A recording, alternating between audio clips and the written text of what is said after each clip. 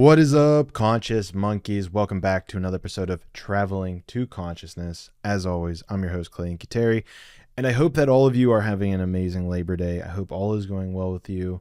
I hope you were able to spend some time with friends, with family, to remember that we are the workforce. We are the backbone that keeps America strong. The ones who are creating the physical world that we have inhabited and enjoyed. And so I hope that you are able to celebrate that, to realize that you are more powerful than you believe, to realize that these tyrants throughout the world do not exist without us. So remember that you are the ones in charge. Remember that. So we're going to start the transmission that is getting pushed out to YouTube and Rumble. So with all that being said, today we are just going to jump right into it, and we're going to talk about the recent Patrick Bet David podcast that we had, where he talked to Benjamin Netanyahu, and there's nothing really new. So in my current breakdown, the way I'm going to break this down is I'm not going to go through every single lie that Benjamin Netanyahu said in this podcast, because we would be here for an hour. He really didn't say much of anything, if we're being honest. And what really stood out to me in this podcast was that he doesn't really bring forth any facts or historical items. He kind of talks more in like an abstract way of just, well, they don't like us. Well, this is what's good for Israel is good for America. You know, it's very general. And, you know, kind of listening to him, I realized that if I didn't get my news source from anywhere else, and I only listened to this man who is proven time and time again to be a liar, I would realize that he's very persuasive. He's very convincing, very articulate. And so I find it very understandable that people would be persuaded by just him. But again, you have to dig into the history of all of this to understand how we got to where we are. And this podcast isn't going to dive into that, because that is a long one that, in my opinion, starts around 1907. But what's interesting about that, and in my opinion, this touches on one of the things that he discussed, the only relevance to history that he mentioned, and he said this multiple times, was this war has been happening for 3,500 years. And if you know anything about the history of this war, is that it's false. It's a complete lie. First of all, Israel wasn't even a nation until roughly 1947. I believe it was 1947, 1948. Wasn't even a nation until then. Before that, this all started where Jews were starting to kind of get kicked out of different countries, and so they started immigrating to Palestine in 1907. But you move to 1912, and that's when the Balfour Declaration happened, which essentially was this minister. I guess I'm kind of getting into it, but long story short, it was basically the UK government saying, hey, you know, Jews, Zionists, specifically Zionists, we will create a nation state for Israel in Palestine, which meant them going in, occupying Palestine, killing, and basically becoming settlers, taking all the houses, taking the land, where Palestinians were basically like, look, we can live together in peace, but the Zionists were like, no, we're taking this entire land. So what really struck me as interesting was how this propaganda war that Benjamin Netanyahu mentions multiple times is he's now trying to fight it. And the way that he feels he can fight it is by getting on these podcasts. But the podcasts that he is going on are like 42 minutes to an hour, which in my opinion is like no time at all. I don't see that as being a viable amount of time if someone has nothing to hide. If you truly have nothing to hide, you should be going on these podcasts for 2 hours, 3 hours, so that you can really deep dive into these issues. Because when we're talking about political issues, they're not just black and white. It's not like Hamas is terrorists and Israel are terrorists, or Israel the good guys and Hamas are the bad guys. It's so much more deeper than this. And in order to fully understand where people come from, if they're authentic, you need a long form podcast to do that. And I do want to kind of say that a lot of the criticism that Patrick Bet David is getting is that he didn't push back on anything. And I kind of am torn between this because as a podcaster myself, someone who interviews people, it can be difficult, especially if it's the first time you're interviewing somebody. And I don't know their history. I don't know if they've talked off camera before, but depending on how much time they've spent with each other, it's very difficult whenever you are first in a room with someone or on a camera and you're trying to create entertainment. You're trying to create a show, you know, and I get that conflict will create that entertainment. But at some level, you're also trying to sort of, I don't want to say humanize, but you want to connect to the other person in a way such that your first interaction with them is not contentious. I mean, you do this all the time whenever you meet new people, is you're nice to them. You're almost overly nice to them. And it's essentially done such that, you know, you can prolong the interaction with them. Like maybe this is someone who can help you in your life. Now, the caveat I'll give to this is that I've not been in a position where I've had on leaders from foreign countries where I'm, you know, positioned, let's say, at this high ranking authority yet. But I can say from my position, I've had on the likes of like Alan Dershowitz, you know, which is high level. And, you know, I only got 40 minutes with them. When we sat down, I was expecting a 3-hour podcast. We get in there. He's like, hey, I only have 40 minutes. And you kind of scramble. You don't really have time to like want to push back. Like you can't get deep into the nuances of certain things. You can only get a high level overview of who the person is. And if you're the prime minister of a country, you know that. You understand that that's how these podcasts are set up. Now, in the Nelk Boy podcast, they even said that they were handed questions. Was Patrick Bet-David handed questions? We don't know. He claims, I believe, that he was not. So that's kind of interesting. But I do want to get into some of the accusations that Benjamin Netanyahu was throwing out, because he was throwing out a whole bunch of accusations. And again, I'm not going to go through every single one, but the key thing that stuck out to me was that every single accusation he claimed against Hamas, against Iran, against Hezbollah, anybody, Israel has been proven guilty to do such things. And it just rang in my ear. I don't know where the quote's from, but it's every accusation is an admission of guilt. And Bibi Netanyahu is the poster boy for every accusation that he throws out to be an admission of guilt. And he even goes on here and starts talking about how he's the victim and how he doesn't say he's the victim, but the energy, the tone is like this like pleading of like, why does nobody believe us? And what was very disturbing is at one point he started talking about how, you know, in the moment people think it's wrong, but then after the fact, everyone thinks it was the right thing.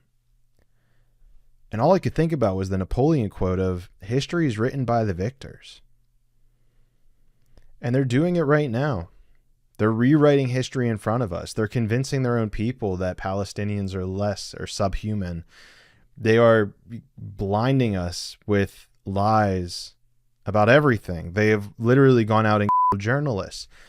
Even recently, they were in the news because 20 people, I have it in my notes here. Let me see if I can pull it up real quick.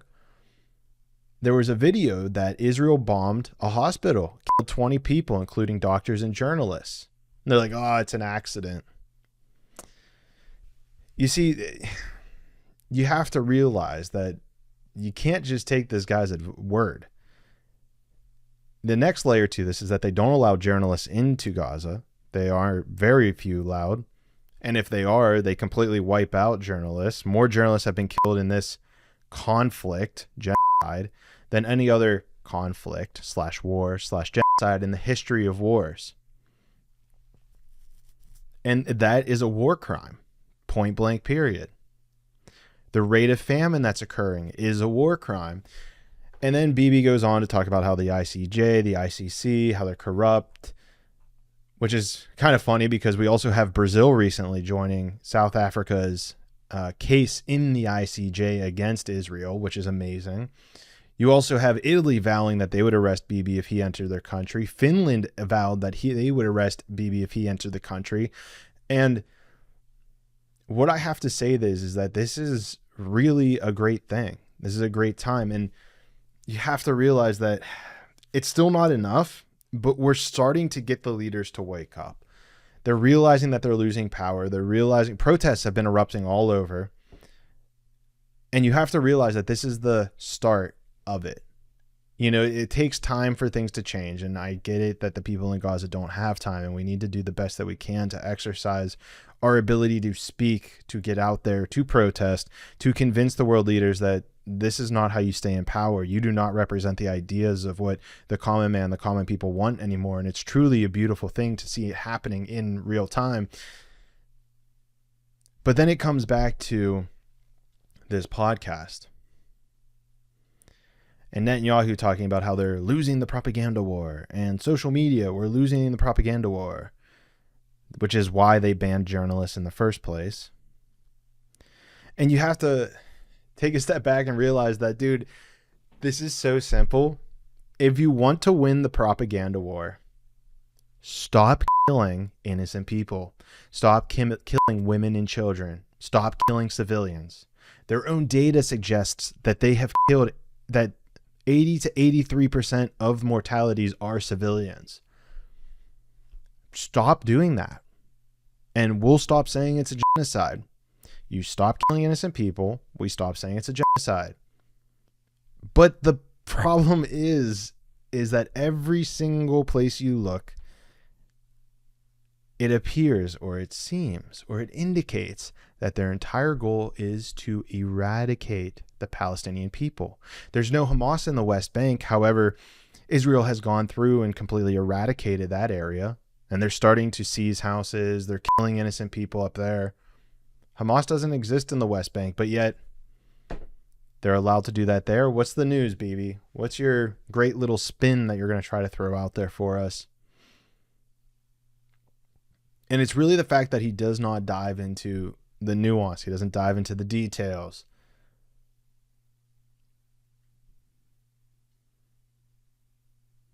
That really is telling, in my opinion. He makes blanket statements.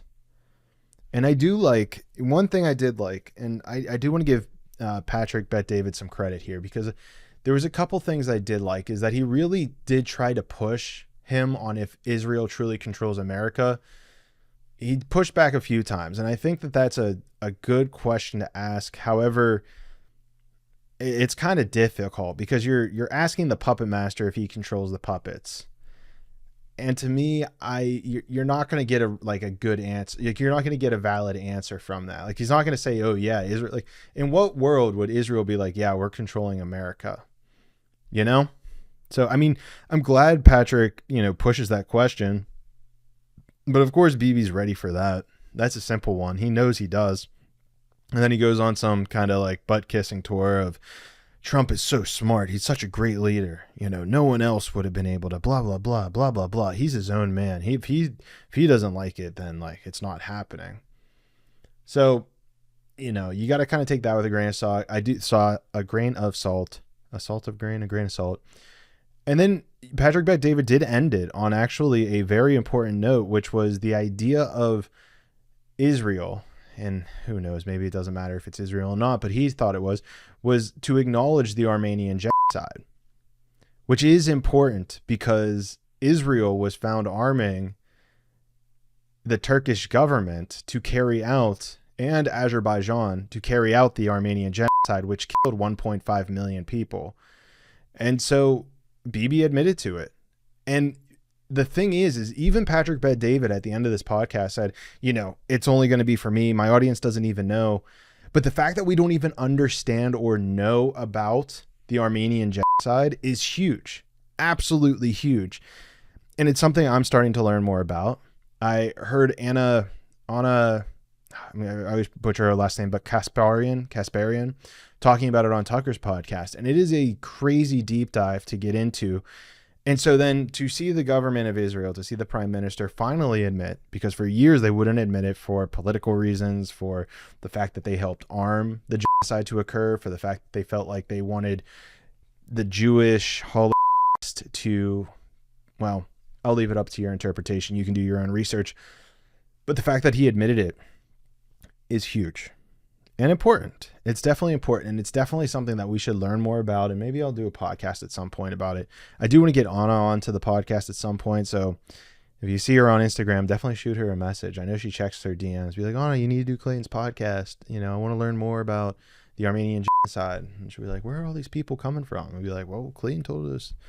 No, don't say Clayton told us, but say Clayton was talking about you and how amazing you were and how great you were. Because she is. I'm kind of joking here. I mean, she is great. I'm being facetious. I think that's how you use facetious. So that's kind of my overall take on his podcast. I think that we're starting to wake up. People are starting to look. People who want to see are seeing. So it'll be interesting to see how all of that plays out. We did have some interesting things occurring within the Trump administration, which he did sign an executive order. Kind of speaking of Trump earlier, he signed an executive order for 1 year of jail time for anyone who did burn the American flag, which I believe is, I don't know, I'm 50-50 on it. You know, the courts have traditionally ruled that you're allowed to burn the flag, you're allowed to burn the Bible. These things are protected under the First Amendment. So I don't know is the short answer if I'm fully on board with this. The courts have ruled consistently against it. I know that they recently have made it illegal to burn the Israeli flag. So potentially they're throwing this out there to say, well, I tried to make it illegal to burn both, blah, blah, blah. But, you know, I'm kind of in the middle on this. I go back to being free. So, you know, as quickly as I say that, I think I'm kind of against this, that you should be allowed to express yourself however you want, because if you hate America, we should know it. So that way we know if we can trust you, if you should be a leader, if you should be involved in America in any way, shape, or form, X, Y, Z. So that's kind of my general take on it. It was a very interesting video I saw.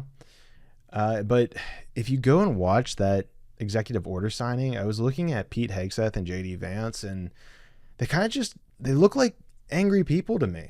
I don't know. People talk about how great JD is, and something about it, man. I'm just like, there's some anger underneath there, and I think he's masking it. He's covering up something, and I don't know what it is. I'm speculating here. I'm not going to go out, you know, he could be a great guy, and I could be just making this up, but my intuition's saying something's off there. Something's off there. And then, speaking of anger, Trump in this same signing started talking about how we should rename the Department of Defense to the Department of War.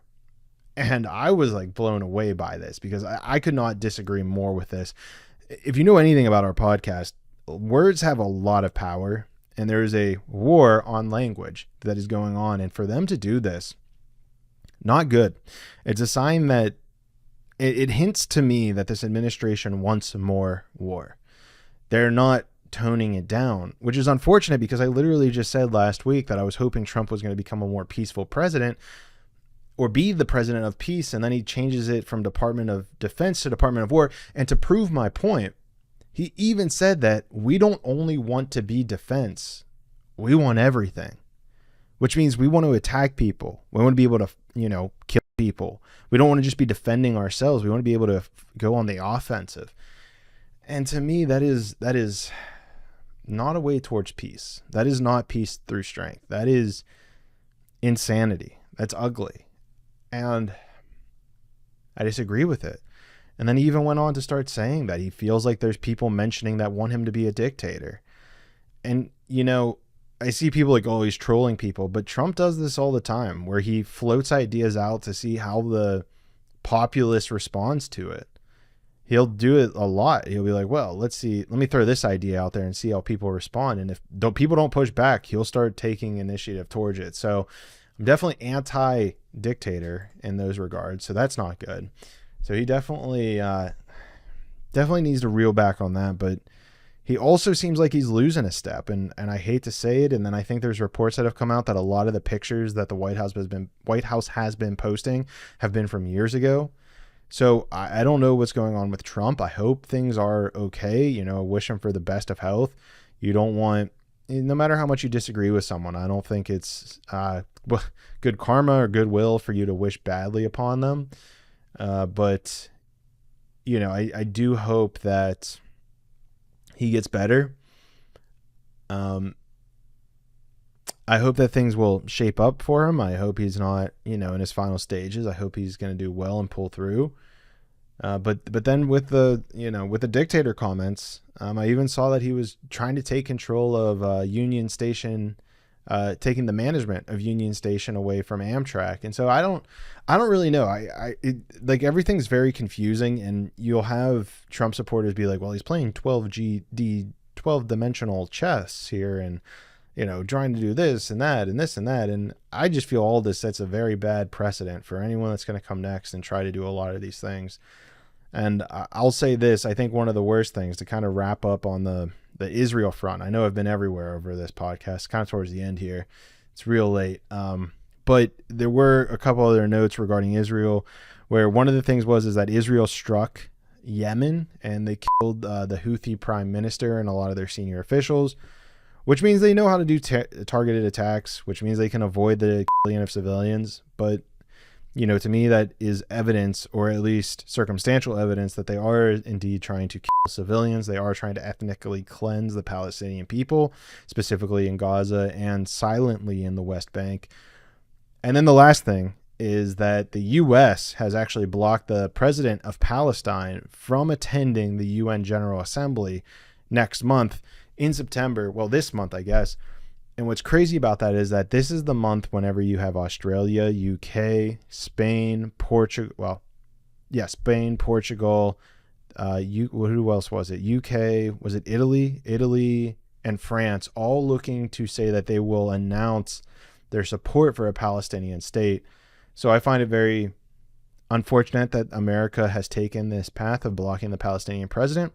To me, that indicates that we're not looking for peace in those regards. I think that if you want to be peaceful, you need to bring everybody into the fold. Everyone needs to be welcomed. Everyone needs to come together. That's how we're going to create peace. And if you're blocking people out from meeting whenever we're having world events such as the UN, it indicates to me that peace is not the highest priority. And I hope to be wrong on that. But that's just my gut instinct.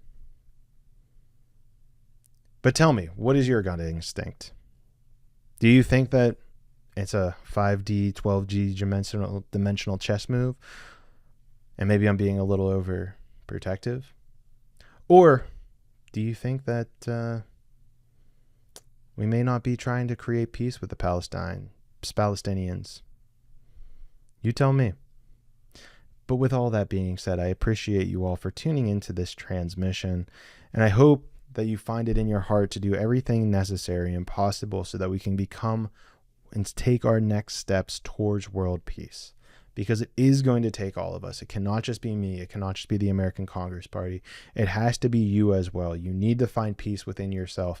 And in order to do that, I highly recommend checking out my Indigo Education podcast. If you're watching on YouTube, you'll need to go to the Clayton Cuteri T2C YouTube channel or the Rumble channel under the same name. If you're listening on your favorite podcast player, you can just search Indigo Education and you will find it. And with all of that being said, if you have not learned about Indigo Education, then we're going to have a talk about it whenever we see each other in the 6th dimension.